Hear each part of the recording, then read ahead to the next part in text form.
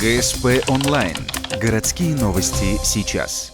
Среда. Музей геологической коллекции. 17 января собрание минеральных редкостей отмечает юбилей – 45 лет со дня своего основания.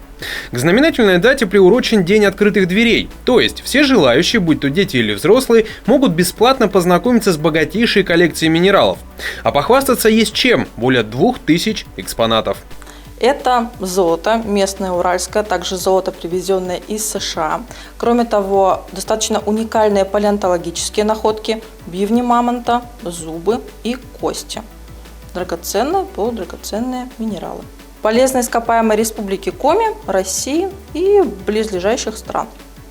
То есть практически весь земной шарик. Любопытная деталь. Поход в музей может принести практическую пользу. С 12 до 15 каждый пришедший сможет бесплатно проверить свои ювелирные украшения у специалиста. Например, точно выяснить, настоящий ли драгоценный камень в полюбившемся колечке или сережках. День открытых дверей состоится 16 января в субботу с 9 до 16 часов. Адрес – улица Пушкина, дом 2, здание Ухта-Нефтегаз-Геология. Вход свободный.